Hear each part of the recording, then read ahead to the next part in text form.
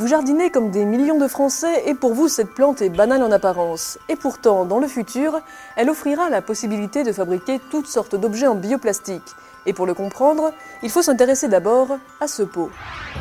Une fois mis en terre, il va se décomposer. Comment cela est-il possible ? C'est simple, ce pot est en bioplastique.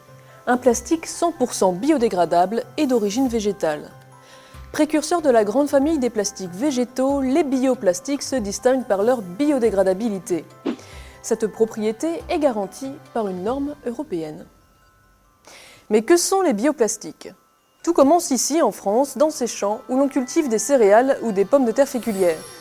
Ces matières premières végétales renouvelables contiennent un fabuleux composant, l'amidon, que l'on appelle fécule lorsqu'il provient de la pomme de terre. Dès la fin des récoltes, cette précieuse substance est obtenue par les amidonniers et les féculiers dans des usines installées au cœur des zones de production. Les parties des plantes qui ne sont pas utilisées sont valorisées par d'autres filières, par exemple pour l'alimentation animale. À partir de l'amidon ou de la fécule, on crée un polymère, un plastique 100% biodégradable. Pour cette opération, l'amidon subit un processus de transformation. Regardez. L'amidon ou la fécule sont de longues chaînes de molécules. Schématiquement, on peut les comparer à un long collier de perles. L'amidon ou la fécule sont introduits dans des cuves. Les perles sont séparées les unes des autres et déstructurées.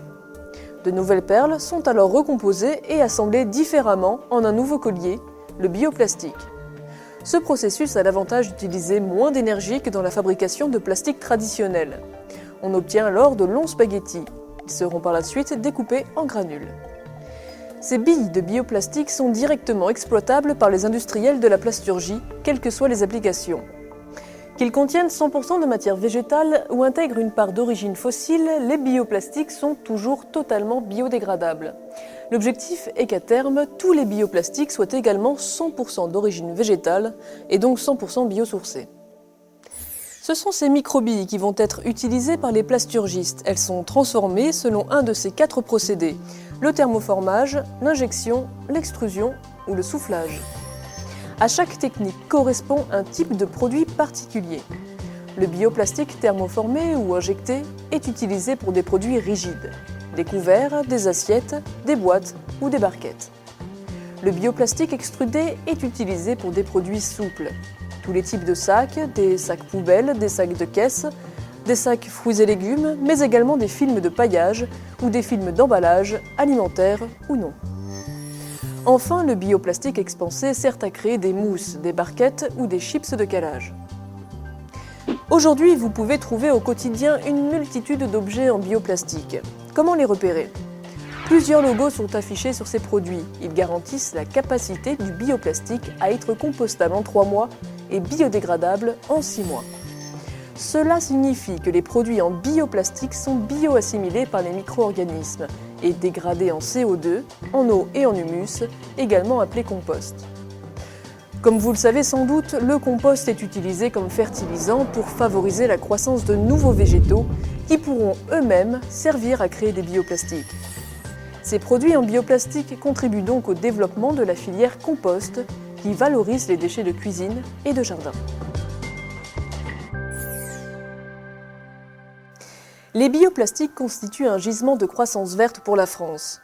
Sur le plan économique, ils permettent la sécurisation des approvisionnements et le développement de l'innovation et de nouveaux marchés. Sur le plan social, ils sont générateurs d'emplois, du maintien ou du développement d'une activité locale. Sur le plan environnemental, ce sont des matériaux fabriqués à partir de matières premières renouvelables. Ils limitent les rejets de CO2, les émissions polluantes, les déchets liquides ou solides. Ils permettent une substitution progressive des matières fossiles, favorisent le développement des produits éco-conçus et contribuent à l'amélioration de la gestion des déchets. Les perspectives de recherche sont considérables. Si aujourd'hui l'amidon ou la fécule sont l'origine principale des bioplastiques, demain, ce seront d'autres parties des plantes ou même d'autres ressources comme le bois, les algues ou les déchets végétaux qui permettront de développer de nouveaux bioplastiques. Et pourquoi pas avec cette plante verte qui aura elle-même germé dans du compost ?